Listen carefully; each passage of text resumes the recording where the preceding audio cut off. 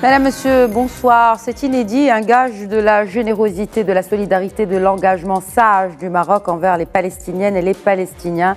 L'opération humanitaire ordonnée par Sa Majesté le roi Mohamed VI, en sa qualité de président du comité Al-Quds, est destinée à la population de Gaza et de la ville sainte d'Al-Quds, où 40 tonnes de denrées ont ainsi pu être acheminées vers cette bande de Gaza par voie terrestre, ce qui en fait une percée humanitaire inédite, comme je vous le disais, et une action du Maroc pour alléger les souffrances de ces populations meurtries dans la bande de Gaza, notamment en ce début du mois sacré de Ramadan, et qui signe aussi le début du 6e mois des hostilités sur Gaza. Le Maroc n'est pas à sa première action humanitaire pour ces Palestiniens depuis le début de la guerre en octobre justement dernier. Des avions marocains ont transporté 25 tonnes d'aide humanitaire à la population de Gaza acheminée via le passage de Rafah en Égypte. Et en mai 2021, avec aussi une aide de 40 tonnes. En 2018, lorsque le Royaume a déployé un hôpital de campagne médico-chirurgical, toujours à Gaza.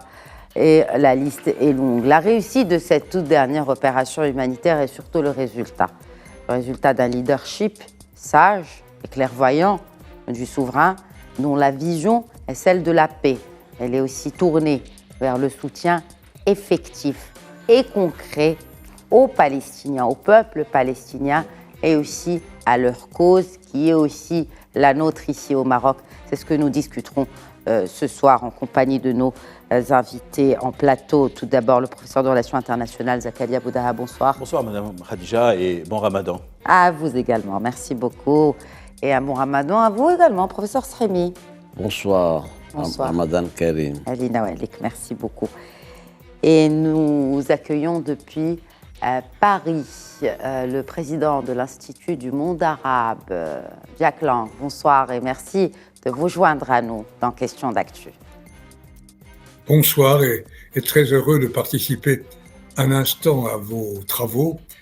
Comme vous le savez, malheureusement, je suis un peu prisonnier en ce moment à Paris par les 1001 activités de l'Institut du monde arabe.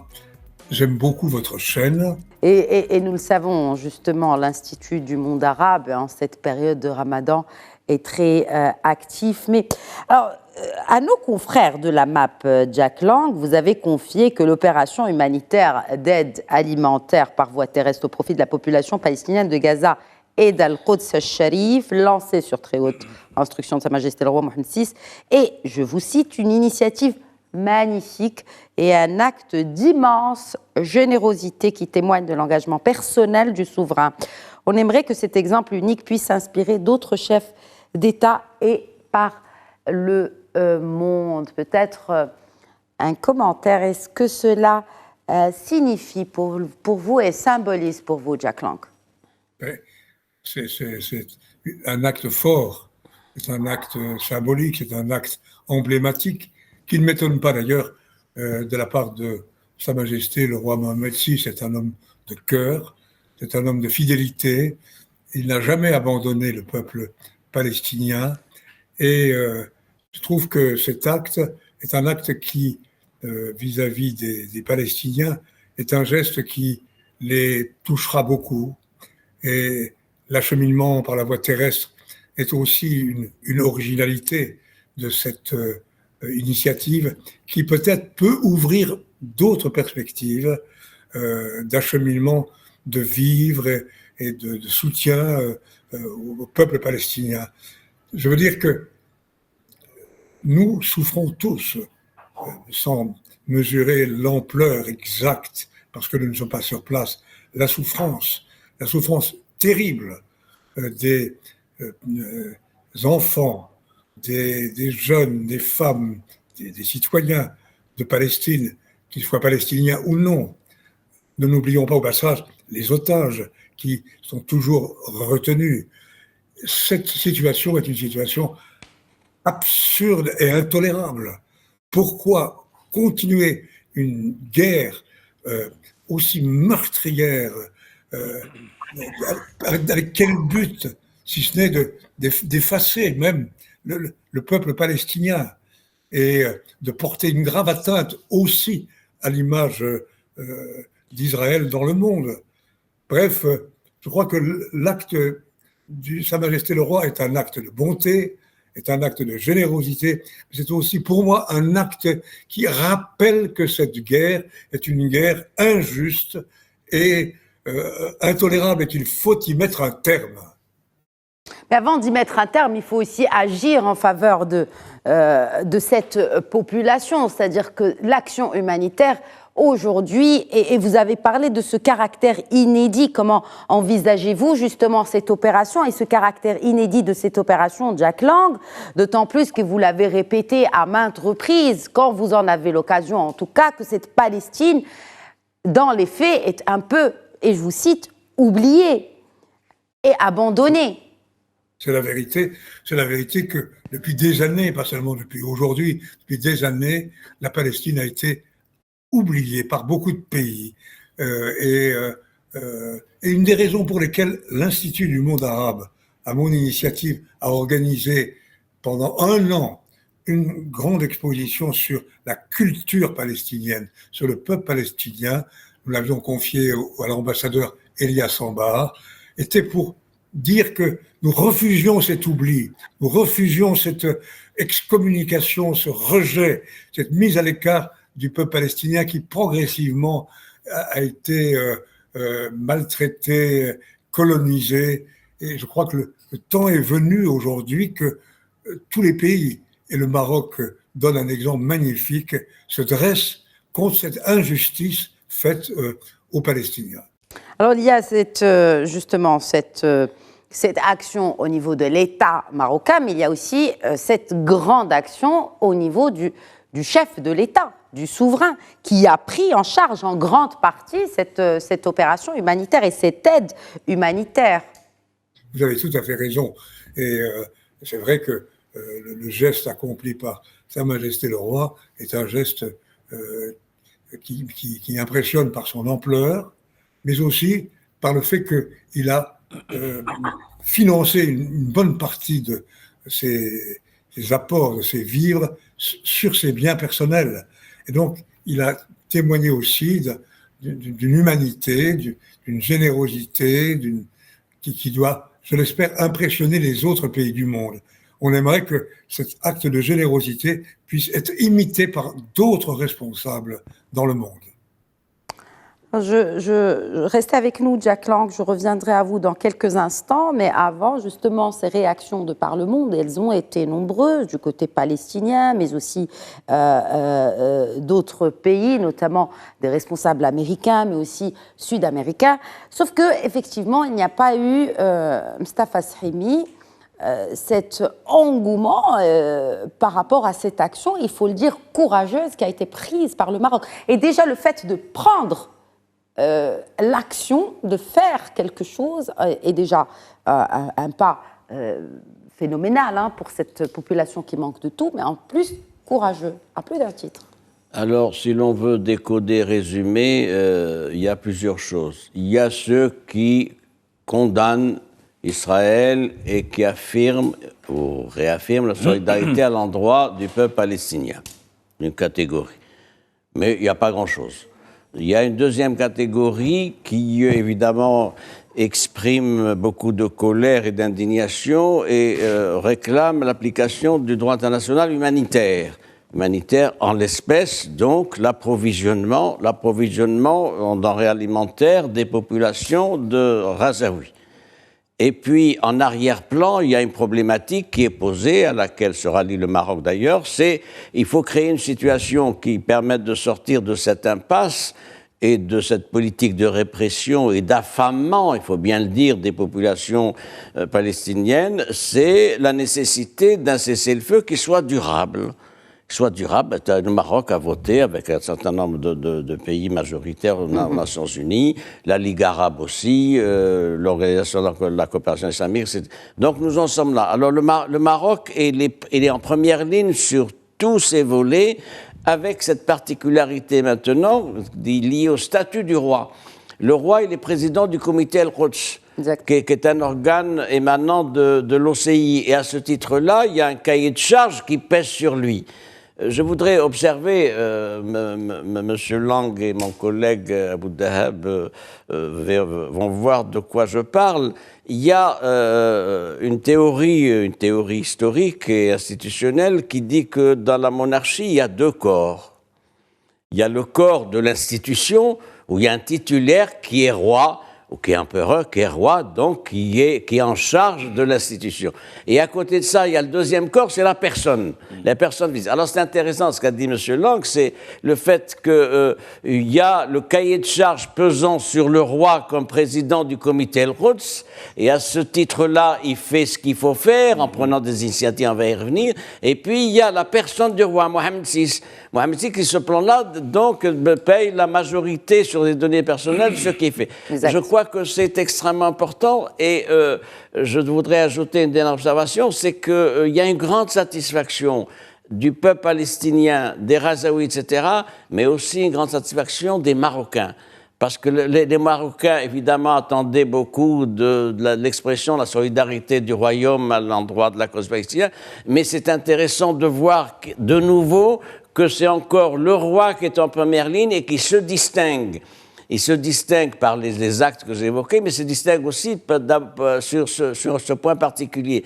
Il a réussi à mettre sur pied une procédure inédite d'assistance humanitaire auprès des Palestiniens. Pourquoi ? Parce que qu'est-ce qui s'est passé maintenant, si on fait l'état du dossier ? Il y a eu quelques camions, dizaines de camions du programme alimentaire mondial, etc., qui passaient pas. Il y a eu ensuite une deuxième phase, les largages de denrées à l'initiative des Américains il y a une dizaine de jours. Donc avec l'impulsion à décision de Biden qui a voulu faire un geste aussi parce qu'en plus il est en campagne électorale, c'est assez compliqué, il faut y aller qu'il fasse quelque chose. Et puis il y a eu à partir de dimanche aussi d'autres opérations de largage d'un certain nombre de pays. En sachant que le corridor maritime, alors que le Ramadan a déjà commencé, est toujours en préparation. J'y venais. Dimange dernier, il s'agissait aussi de coïncider l'arrivée des aides avec le début du Ramadan. Dimanche dernier, il y a eu une autre opération de largage de 5 pays, les États-Unis, la Jordanie, l'Égypte, la Belgique et la France. Et puis, il y a ce projet d'un corridor maritime entre Chypre et Gaza, c'est 370 kilomètres. Les Américains sont en train de mettre sur pied le dispositif logistique nécessaire, mais tout ça va demander 2 mois. Et donc, qu'est-ce qu'on va faire des Razaouis qui crèvent de faim pendant 2 mois ? Donc, il faut bien. Alors, la décision royale, elle est inédite, elle est novatrice, et elle est capable, on l'espère avec M. Lang d'ailleurs, qu'elle est capable d'imprimer une remobilisation d'un certain nombre de pays soucieux d'apporter leur aide aux populations razaouis. D'autant plus que, et cela a été évoqué par le secrétaire général de l'ONU il y a 2 jours, que effectivement les opérations de largage peuvent s'avérer non seulement insuffisantes, mais aussi dangereuses pour les populations, professeur Abou Dahab. Le fait que ça passe par voie terrestre est inédit à plus d'un titre, et surtout, il est efficace et efficient pour arriver à bon port, excusez l'expression, à bon port, et profiter directement aux populations. Tout à fait. Cela traduit donc l'originalité de l'approche royale au niveau de son mode opératoire. Il est certain qu'elle a été préparée de longue date. Et là, il faut également évoquer, on va dire, le design institutionnel. Il y a Sa Majesté qui supervise l'opération, il y a les forces armées royales, avec toute la logistique conséquente qui l'accompagne. Fondation Mohamed V de solidarité, c'est très original au monde, il faut le rappeler. Et puis déjà, on le sait, Sa Majesté le Roi, avec sa fibre sociétale, humanitaire, humaniste très ancrée. Troisième intervenant, il y a l'agence Beit Mal Al-Quds Al-Sharif, qui est aussi partie prenante. Donc quand on voit toute cette opération très complexe, et d'ailleurs qui intervient, vous l'avez si bien dit, premier jour du Ramadan, par voie terrestre, le Maroc étant le premier à avoir cette autorisation, il est clair des autorités israéliennes, cela dit que les négociations ont pris du temps.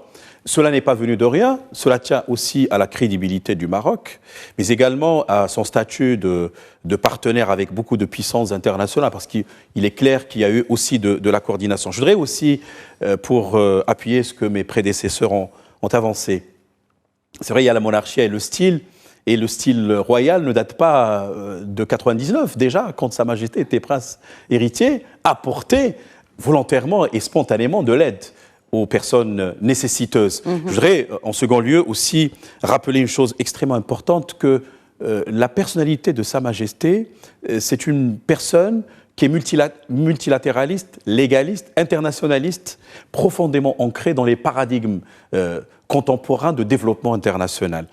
Et je voudrais aussi, pour terminer, la troisième chose, c'est qu'après la contre-offensive israélienne, le lendemain du 7 octobre, Sa Majesté n'a de cesse de rappeler, à travers notamment son ministre des Affaires étrangères, M. Borita, qu'il y a 4 points essentiels à activer de façon combinée. Premièrement, un cessez-le-feu immédiat. Deuxièmement, garantir l'acheminement de l'aide humanitaire. Troisièmement, refuser tout déplacement forcé des populations de Gaza vers d'autres lieux. Et quatrièmement, c'est le plus important à mon sens, puisque cette aide viendrait pour apaiser un peu. Vous savez, il faut prêter attention aux phrases et aux mots. C'est engager un processus de paix durable, solution de 2 États. Et là, je crois que nous nous accordons avec aujourd'hui le paradigme dominant au niveau du droit international. Au niveau du droit international, pourvu que les autorités israéliennes l'entendent de la bonne oreille, ce qui ne semble pas être le cas, en tout cas à ce jour, toujours en mars 2024. Jack Lang, vous évoquiez tout à l'heure cette importance de mettre en lumière ce peuple, parce que et on l'a remarqué effectivement avec, peut-être grâce aussi aux réseaux sociaux, eh bien, jamais la cause palestinienne n'a été aussi bien défendue dans les 4 coins de l'Occident. Oui, c'est vrai. Vous me pardonnerez par avance, je ne pourrai pas rester jusqu'au bout du débat, comme je l'avais dit tout à l'heure, parce que je dois rejoindre des camarades qui sont en réunion sur différents projets. Mais je voudrais, d'abord, j'appuie totalement ce qui a été dit par ces 2 éminentes personnalités.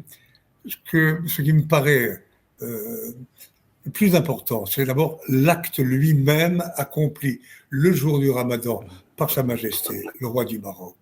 Et croyez-moi, j'en ai parlé aujourd'hui à des amis un peu partout à Paris. Cette initiative a touché les cœurs et les esprits. Et je pense que ce doit être le cas dans d'autres pays du monde. Et on aimerait que ce que le roi, Sa Majesté, a accompli puisse faire tache d'huile, si j'ose dire. Et aussi que les autorités israéliennes qui ont été amenées à faciliter les choses en raison du statut spécial de Sa Majesté vis-à-vis des lieux saints et de Jérusalem, puissent contribuer eux aussi quand même à faciliter l'œuvre d'humanité qu'accompliraient des organisations internationales ou d'autres États, et que le geste accompli par Mohamed VI ouvre le chemin à d'autres initiatives. Et puis, je dirais à nos amis marocains, soyez fiers que dans ces circonstances terribles, le Maroc soit présent avec cette générosité, cette solidarité, cette lucidité. Moi, je suis fier comme Français que votre pays que j'aime se comporte ainsi et donne cet exemple tout à fait remarquable. Et il faut en féliciter Sa Majesté, le roi du Maroc. Mais au-delà de l'acte, qui est lui-même très important, comme vous venez de dire, messieurs, à l'instant, il faut se battre maintenant pour en finir avec ce combat qui n'a que trop duré, qui a déjà provoqué tant et tant de souffrances, tant et tant de morts, et que puisse se lever ici en Afrique, en Europe ou ailleurs, assez de force pour imposer la création de 2 États, d'un État palestinien et d'un État israélien qui se reconnaîtraient pleinement l'un et l'autre. Peut-être que l'acte de Sa Majesté est certes un acte de générosité, de bonté, de grandeur. C'est aussi peut-être un acte politique, un acte de paix.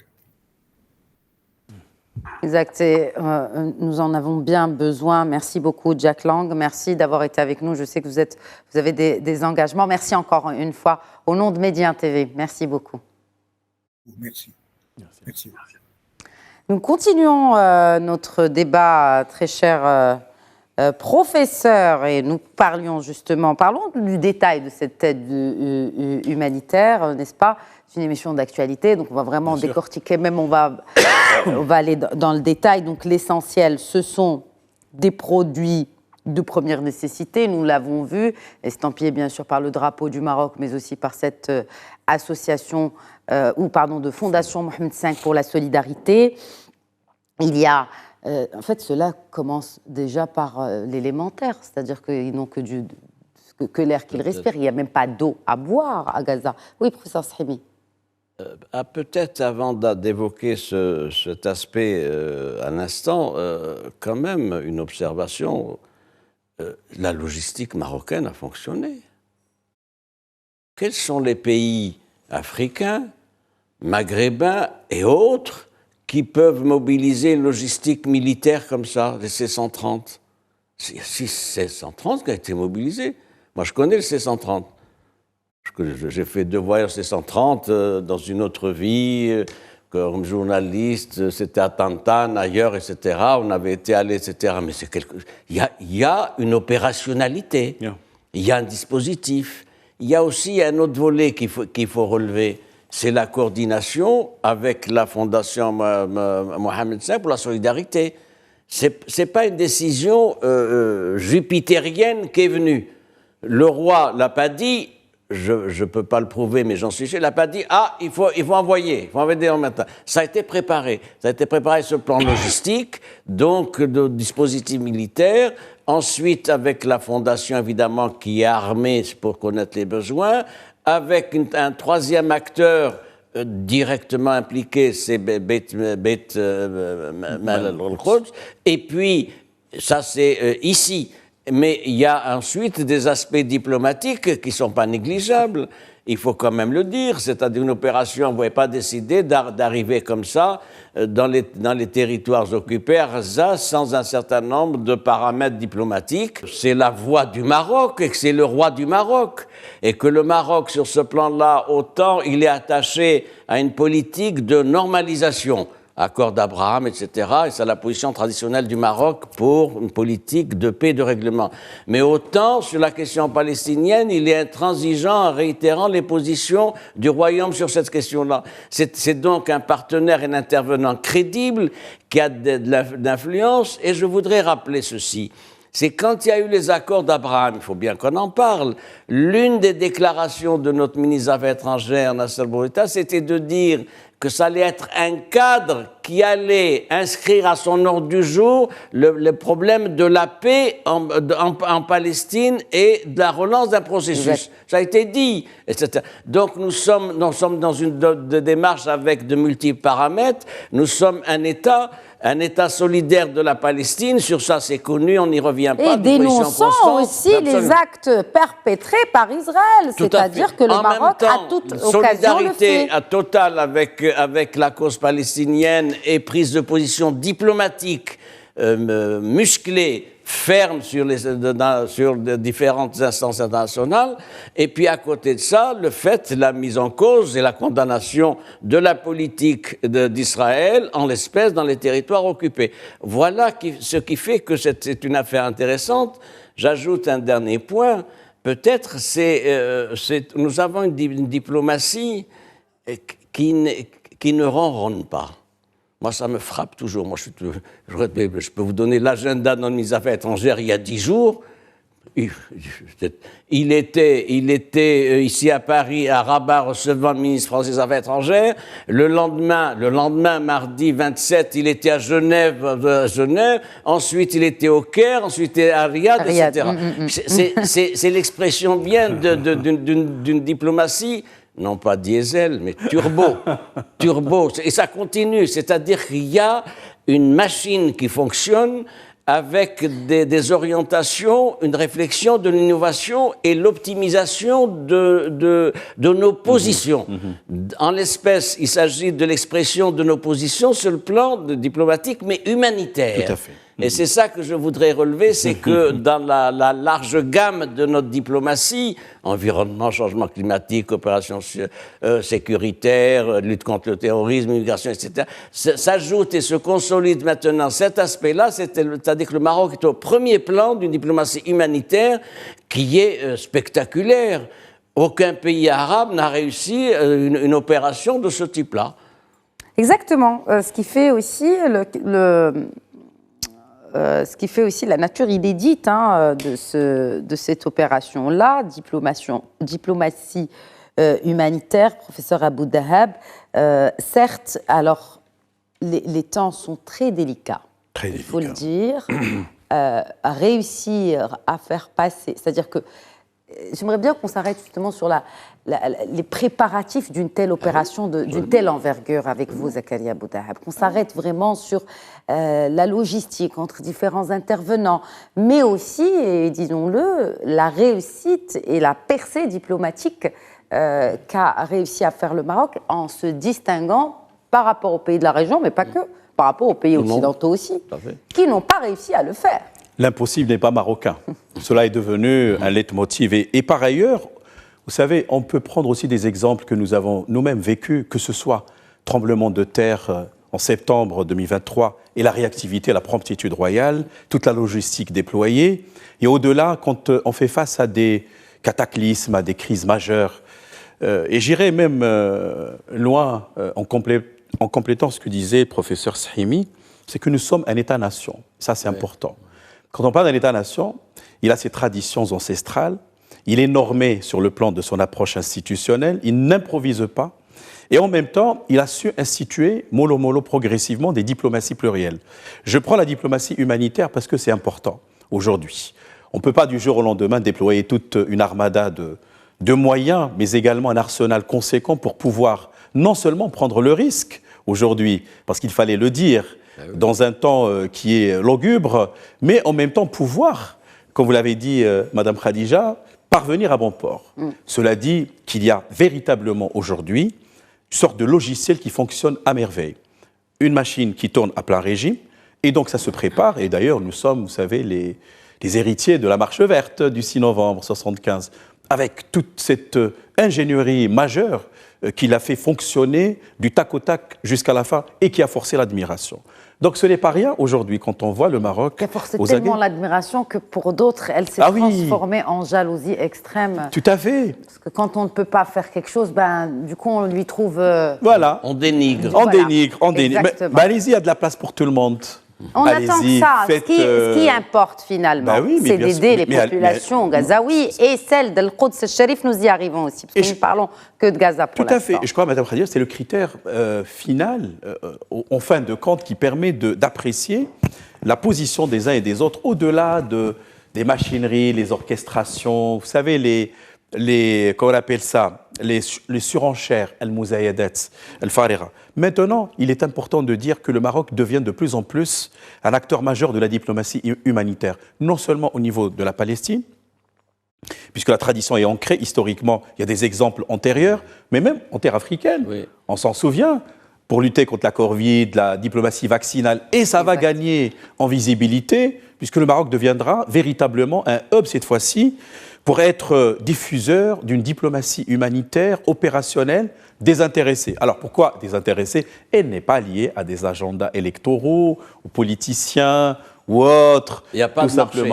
Il n'y a pas de commerce. Et ça ne relève pas du style royal. Feu Hassan II le disait au sujet du prince héritier, le style c'est l'homme, l'essentiel c'est de réaliser les objectifs. Et il n'y a de style que dans l'ordre et dans le mouvement. Donc ce qui fait que moi j'insiste sur le fait que nous sommes un État-nation. Il y a une administration, il faut saluer également la réactivité des forces armées royales. Il y a du travail, de la fondation Mohamed V, je l'ai dit tout à l'heure. Elle est originale comme institution. Et l'agence Beit Mal Al-Quds al-Sharif, en plus de cela, c'est de l'argent aussi personnel de Sa Majesté qu'il a mobilisé, en plus des aides donc institutionnelles, si vous voulez, ce qui fait que cela non seulement traduit le style royal, sa fibre sociétale, humaine, etc., son engagement aussi, comme l'avait dit encore une fois Sim Stafa, fidèle, qui préside le comité Al-Quds. Et on peut même citer des exemples tout à l'heure, peut-être dans le débat, d'aides similaires, mais cette fois-ci, véritablement, comme ça a été dit par M. Jacques Lang, que le Maroc a forcé l'admiration. C'est une action qui est véritablement très, très singulière et qui arrive à point nommé, notamment avec le mois sacré du Ramadan. Parlons de cette agence Beit Mal Al-Quds. Qui la finance? Bon, certes, le Maroc, de par, bien sûr, Sa Majesté le roi Mohammed VI, qui préside ce comité Al-Quds, mais l'agence Beit Mal Al-Quds, d'abord, comment est-elle financée? Et surtout aussi, où va cet argent qui est... Alors, c'est une institution qui a été créée en 1998. Ça fait 26 ans. L'année dernière, d'ailleurs, il y a eu la célébration du quart de siècle. C'est important. Son budget a été de 70 millions de dollars pour ces 25 ans. Le budget moyen, maintenant, le budget annuel, il tourne entre 3,5 millions et 5 millions de dollars. Alors, qui finance? La question que vous avez posée, c'est financé à hauteur de 80% environ par le Maroc. Et le reste, les 20%, ça vient d'institutions, de legs, de dons, etc. Et c'est le Maroc qui supporte ça sans rechigner depuis donc plus d'un quart de siècle. Alors, qu'est-ce qu'elle fait? C'est une agence spécialisée dans le développement social essentiellement, c'est-à-dire l'aide aux hôpitaux, l'aide aux écoles, les actions pour préserver le cachet de Jérusalem, d'Al-Quds, et de veiller à son intégrité culturelle, patrimoniale, architecturale, etc. Des actions aussi en direction des jeunes. Tous les étés, nous avons le plaisir de recevoir une bonne centaine de jeunes lycéens, jeunes enfants palestiniens, etc. C'est quelque chose, c'est un spectacle, en colonie de vacances.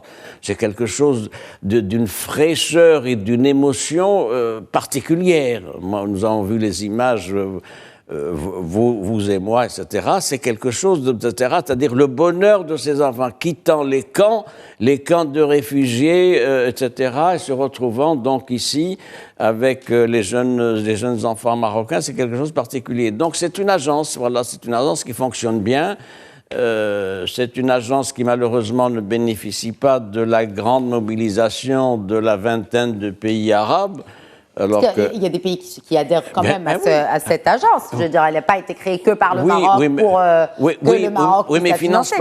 Ils ne financent pas. Oui, non, mais c'est une nuance à vraiment préciser que il y a des pays qui sont engagés aussi membres. Au niveau, qui sont membres au niveau de ce... C'est une institution créée par l'Organisation de la coopération islamique 98. Il y a un certain nombre de pays membres qui sont l'Arabie Saoudite, d'autres, etc. Mais ces pays estiment qu'il ne faut pas faire plus. Ce qui pour moi est une énigme. Et pourquoi? Parce que si on veut affirmer sa solidarité, c'est le budget de Beit Mal Al-Quds qui doit être multiplié par 5, par 10, par 20, par 30. Oui. Parce que c'est du direct, c'est du rendu social direct auprès des jeunes et des populations. Ce travail n'est pas fait, il n'est pas fait sans doute parce que un certain nombre de pays arabes préfèrent avoir du bilatéral avec l'autorité palestinienne dans des conditions au Hamas, pour le citer, évidemment, vous avez bien fait de le citer, que de renforcer une institution sociale qui veille au bien-être des populations palestiniennes d'Al-Quds et d'ailleurs. Alors justement, les aides, cette opération d'aide humanitaire ne concerne pas que la population gazaoui, elle concerne aussi la population de Al-Quds al-Sharif, qui se retrouve aussi aujourd'hui sous la pression des Israéliens, parce qu'on connaît la période de Ramadan. Il y a eu ces appels des brigades Al-Qassam justement pour un peu motiver les populations de la Cisjordanie et de Jérusalem et donc d'Al-Quds de sortir, etc. Ce qui met un peu plus, ce qui met les autorités israéliennes en alerte. Donc ces populations se retrouvent encore plus opprimées, hein, même si elles ne sont pas à Gaza, elles sont dans ce territoire-là de Cisjordanie d'Al-Quds. L'importance aussi en cette période pour ces populations-là de savoir qu'elles ne sont pas oubliées parce que tous les regards se tournent vers les Gazaouis, ce qui se comprend, hein, ce qui est normal. Mais ils subissent aussi beaucoup de pression en ce moment. Il faut le souligner. C'est pour ça que j'ai commencé par cela. C'est aussi un acte politique, puisque, comme vous le savez, la bande de Gaza, et jusqu'à preuve du contraire, a été gérée par le Hamas. Puis il y avait des problématiques en termes de légitimité, de coordination, tout à fait, d'ordonnancement aussi, de l'ordre juridico-institutionnel, comme on le dit en jargon juridique. Et deuxièmement, donc, c'est un adossement de Sa Majesté à la légalité, on va dire, internationale, mais également à la légalité palestinienne elle-même, parce que nous avons affaire aussi avec l'autorité palestinienne, incarnée par son président, Mahmoud Abbas Abou Mazen. Il y a également une symbolique, d'abord parce que c'est le Ramadan, et au Ramadan, il n'y a pas d'exception, donc ça concerne tous les Palestiniens. Mais pour des raisons opérationnelles, on le sait, il y a Salim Abou Karam, je pense que c'est le passage terrestre qui a été absolument, ou le poste terrestre qui a été ouvert par les autorités israéliennes. Et là, c'est une autre démarche marocaine qui a porté ses fruits, à la suite aussi du statut du Maroc privilégié auprès de ses autorités et de son action toujours qui a été modérée, etc.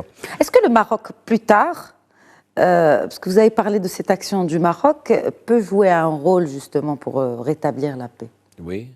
C'est notre... On laisse peut-être finir Zakaria Boudab et puis c'est notre paradigme de point de départ. Vous savez, quand on avait discuté à maintes reprises la question de la reprise des mécanismes de coopération avec Israël en décembre 2020, l'idée c'était de ne pas voir le bout du doigt, mais d'aller au-delà de cette reprise des mécanismes, la finalité. Et je pense que la finalité c'était ça. Ça a été d'ailleurs rappelé par Sa Majesté dans la lettre, dans le message, qui a été échangé avec M. Trump à l'époque, le président américain, en vertu duquel ce message, le Maroc n'abandonnerait jamais, évidemment, sa position de principe à l'égard de la cause palestinienne, qu'il met au même degré d'importance avec l'intégrité territoriale du Maroc, qui peut dire mieux que cette position de sacrifice, mais en même temps qui se traduit évidemment en actes concrets, et encore une fois, rappelant que ce n'est pas la première fois que le Maroc avait joué un rôle important en matière opérationnelle. Il y a quelques mois, en Cisjordanie, il y a eu un passage également qui a été réouvert grâce à l'action marocaine en coordination avec les autorités jordaniennes et les autorités israéliennes. Ça en dit long sur une action de terrain.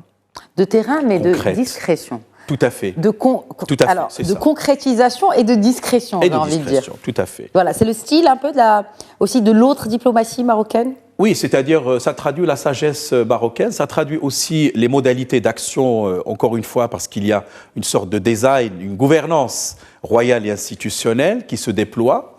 Et on ne le fait pas, je l'ai dit tout à l'heure, et j'insiste, on le fait de façon désintéressée. C'est-à-dire qu'il n'y a pas de gain immédiat, si vous voulez, sur le plan politique. L'essentiel, c'est de porter du secours et de l'aide de façon magnanime aux Palestiniens aujourd'hui qui sont sinistrés et qui ont émis des SOS. Et d'ailleurs, l'OMS, l'Organisation mondiale de la santé, récemment a tiré la sonnette d'alarme, les familles, les enfants, etc. Quand même. Il y a peut-être un gain, si vous le permettez. Et le gain, c'est pas le calcul politique, à mon sens, en fait, c'est pas l'agenda. Plus qu'un gain, c'est plutôt le calcul de qui faisait référence. Merci de préciser, Zakaria Boudab, parce qu'il allait... Il sait où est-ce que je veux il allait vous reprendre là-dessus. C'est-à-dire, pour reprendre ce que disait la Khadija, c'est qu'au final, pour nous, l'essentiel, c'est que c'est un paradigme qui est, on va dire, circulaire. Chaque point complète l'autre. Exact. Le dernier point, la finalité ultime, c'est finalement permettre de sortir de cette crise et de pousser les protagonistes à jouer leur rôle, à remplir leur rôle et à établir au final une paix durable au Proche-Orient. Exact. Le gain, il existe. Le gain, c'est quoi? Il n'est pas recherché, mais c'est le gain qui est produit.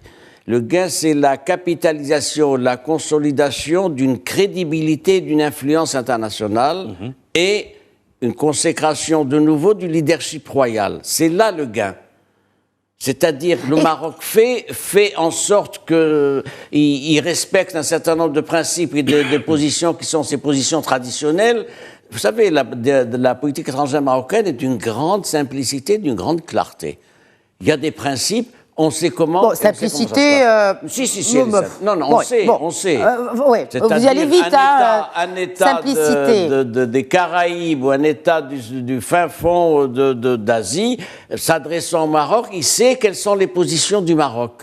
Il n'y a pas de surprise. Il y a aussi. Donc c'est plus de la transparence que de la simplicité. Non. La transparence et de la clarté. Parce que la simplicité, quand même, pour pouvoir, je pense, à décrypter.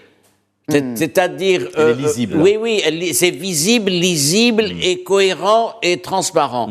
Et il y a des positions de principe qui sont celles du Maroc depuis toujours, qui sont réaffirmées par le souverain. Le gain, il est là. Le gain, c'est le fait qu'on est dans une situation où le roi veille à s'inscrire dans une longue démarche, une longue séquence historique, et celle du Maroc depuis l'indépendance, c'est-à-dire des positions traditionnelles, lesquelles paix, coopération, sécurité, développement, stabilité.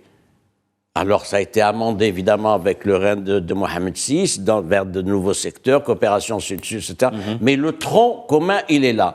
Ce qui est important, c'est ceci. Ce qui est important aussi, il y a un consensus au Maroc sur la politique étrangère et sur la diplomatie. Il y a quelques petites nuances ici ou là, etc. Mais c'est fondamental. Les Maroc sont attachés à des fondamentaux institutionnels que nous connaissons, qui sont définis par la Constitution, l'islam, la monarchie, l'intégrité territoriale, l'unité nationale, etc. Mais ils sont attachés aussi à des fondamentaux pour ce qui est de la politique étrangère. Je vais vous donner un exemple. Il y a eu pendant 10 ans 2 cabinets du PJD. Il n'y a eu aucun infléchissement de la politique étrangère du Royaume pendant les 10 ans des 2 cabinets PJD. Il y a eu quelques petites sorties ici ou là, elles sont connues, etc. Ça a été vite recadré et les choses se sont normalisées. C'est pour vous dire qu'il y a une politique étrangère, le roi en est le garant, il y a des axes, il y a des orientations, et c'est une philosophie. Les Marocains sont attachés à cette politique étrangère. D'autant que c'est une politique étrangère qui n'est pas une politique étrangère de suivisme, d'alignement sur les uns ou les autres. Mais la preuve, c'est que le Maroc n'a pas choisi la voie maritime comme l'ont fait les États-Unis, les Émirats arabes unis ou d'autres pays, via Chypre. Le Maroc a choisi déjà la rapidité. Bon, j'imagine que ça a été préparé, cette opération. Depuis des semaines, ça a été préparé. Et surtout que c'est le Croissant Rouge palestinien qui a repris les vivres au point de passage vers la bande de Gaza. Donc il y a aussi, en dehors de cette logistique dont vous parliez tout à l'heure, au niveau de toutes les institutions marocaines, parce qu'il faut bien quand même synchroniser les efforts de tout un chacun, de tout ce qui est civil, de ce qui est militaire, mais aussi de synchroniser avec le Croissant Rouge palestinien. En termes de communication, vous avez fait référence à la diplomatie discrète du Maroc, elle n'est pas discrète. Non, vous avez dit simple. Ne déformez pas ce que je dis. Non, simple à décrypter. Voilà. Il n'y a pas d'algorithme compliqué. Elle n'est pas ambiguë. Voilà, elle n'est pas ambiguë, il n'y a pas d'ambiguïté. Alors, c'est une diplomatie qui est discrète parce qu'on n'annonce pas ce qu'on n'a pas fait. On fait d'abord, et quand c'est fait, on dit voilà ce qu'on a fait. Oui. C'est extrêmement important. D'où le fait de vraiment, on ne joint pas l'action à la parole, mais on joint plutôt la parole à l'action. Il n'y a pas de posture, il n'y a pas de gesticulation, comme certains pays voisins. Je me demande à qui vous pouvez bien faire allusion, Mustafa Sahimi. Alors, un dernier mot, vraiment, avec ce début de Ramadan. Bien sûr, la situation est très, très compliquée à Gaza. Aucune trêve en vue. Professeur Aboudab. Il y a plusieurs considérations à prendre en compte dans cette évaluation. Il faut dire qu'aujourd'hui, M. Netanyahou, son gouvernement, ses plus proches, ne sont pas du tout prompts à un cessez-le-feu immédiat, en dépit des appels incessants, et notamment en provenance de certaines capitales, de façon générale, pas seulement les États-Unis, bien entendu.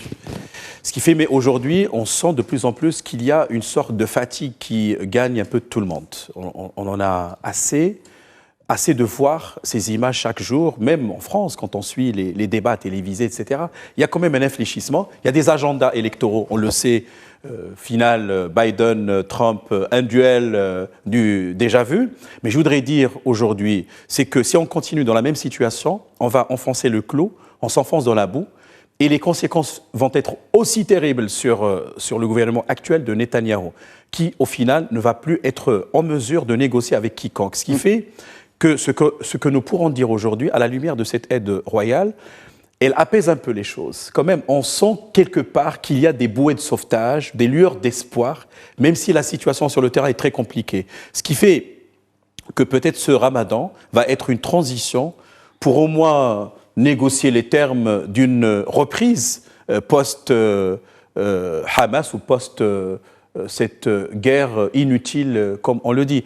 Je suis incapable, évidemment, de prédire n'importe quel scénario. Ce qu'on peut souhaiter aujourd'hui, c'est que le bon sens et la raison gagnent au final pour terminer cette guerre inutile. D'ailleurs, on le remarque chez les Occidentaux de façon générale, de plus en plus, ils sont en train de se poser la question, mais que fait Israël, même le bloc occidental avec ses valeurs, etc.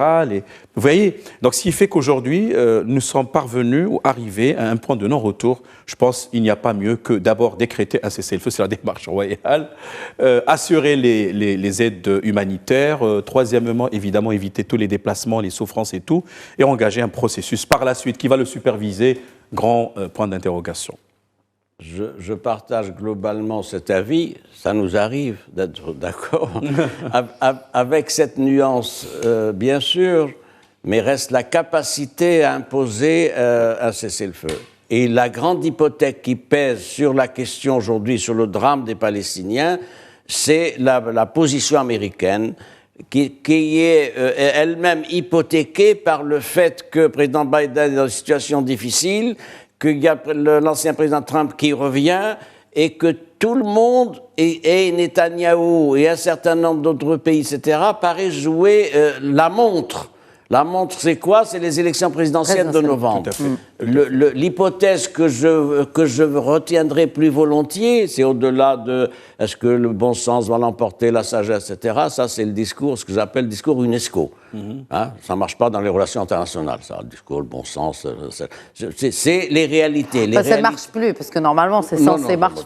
L'histoire n'a pas été faite par le discours aseptisé de l'UNESCO et les principes de l'UNESCO. Oui, mais l'histoire a été faite aussi par des leaders qui ont du bon sens. Et là, on remarque qu'il y a de plus en plus de leaders qui perdent leur bon sens. Et c'est à se dire que si le bon sens n'est pas été en train d'être réécrit au niveau de la classe politique mondiale. Mais ce n'est pas notre débat ce soir.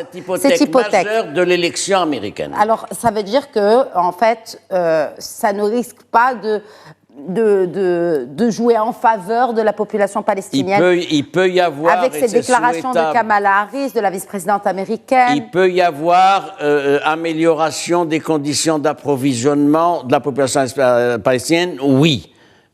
Cessez-le-feu, c'est une autre équation. Et je vous dis, il faut prendre en compte cette considération-là, l'agenda électoral américain qui fait que tout le monde est en attente et en observation.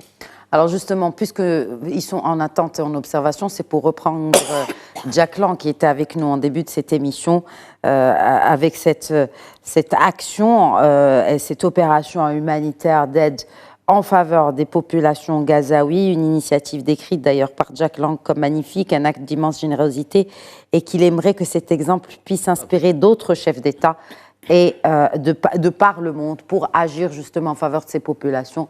Pourquoi pas? Et quel que soit le moyen ou la voix, VOIE, puissent ces voix des Palestiniens être entendues, VOIX. Merci beaucoup. Merci à vous. Merci ici, Abou Dahab. Merci à vous également, professeur Srimi. Merci à vous. Merci à vous de nous avoir suivis. Très bonne soirée.